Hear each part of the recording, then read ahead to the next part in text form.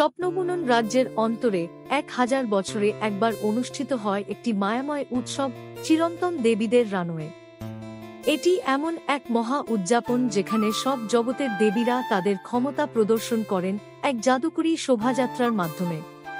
তাদের সৌন্দর্য আর মহিমা জড়ো করে গল্প বুনে চলে সবার জন্য সম্প্রীতি, সাহস এবং আশা। রানওয়েটি ঝকঝক করছিল সোনালী আলোকিত আকাশের নিচে, যেখানে একত্র হয়েছিল একদল মোহিত শিশু আর জাদুকরী প্রাণী তাদের প্রিয় দেবীদের অভিবাদন জানাতে।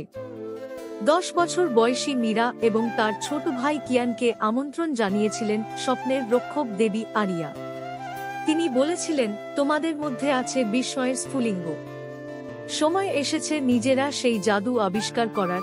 তার কণ্ঠ ছিল প্রথম তুষারের মতো মোলায়েম। প্রথমে মঞ্চে এলেন সূর্যদেবী সোলান্দ্রা। তিনি ছিলেন আলোকময় পোশাকে সজ্জিত। তার চলার পথে সোনালী পায়ের ছাপ থেকে ফুটে উঠছিল সূর্যমুখী ফুল, যা পরিবেশকে ভরে দিচ্ছিল উষ্ণতায়। তারপরে এলেন চন্দ্রদেবী সেলিন, যিনি পরেছিলেন রূপালী চাঁদের রূপ দিয়ে তৈরি এক প্রবাহিত পোশাক। তার নাচে আলো আসছিল চাঁদের মতো, যা সবাইকে এক মায়াময় আলিঙ্গনে জড়িয়ে ফেলেছিল। তারপরে রানওয়েতে আসেন ঝড় সৃষ্টিকারী দেবী মাইকা। তার শক্তিতে গর্জে উঠেছিল রানওয়ে। মেঘের চাদর তার পোশাকের মতো ছিল এবং বাজ পড়ছিল তার চারপাশে। তবে তিনি মৃদু হাসলেন যখন কিয়ান ভয়ে মীরার পেছনে লুকিয়ে পড়ল। ঝড় আমাদের শক্তি শেখায়, মাইকা বললেন, একটি ঝকঝকে বজ্রকণা কিয়ানের দিকে ছুঁড়ে দিয়ে। মীরা মুগ্ধ হয়ে দেখছিলেন শেষ দেবী আভালা, যিনি তারকার রক্ষক। তার পোশাক ঝকঝক করছিল নক্ষত্রপুঞ্জের মতো, যেন প্রাচীন গল্প বলছে।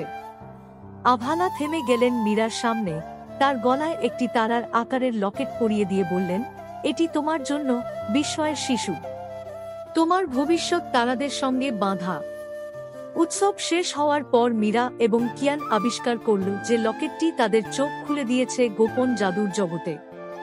ফুলেরা কথা বলছে, নদীতে ঝলমল করছে জাদুকরী মাছ, এমনকি ছায়াগুলিও জীবন্ত নাচছে। যখন তারা বাড়ি ফিরল, স্বপ্নবুনন রাজ্য যেন স্মৃতির অতল গহ্বরে হারিয়ে গেল। তবে তাদের হৃদয় চিরতরে বদলে গেল। মীরা তার তারার লকেটটি দেখে বলল, কিয়ান, আমার মনে হয় আমাদের অভিযান মাত্রই শুরু হলো।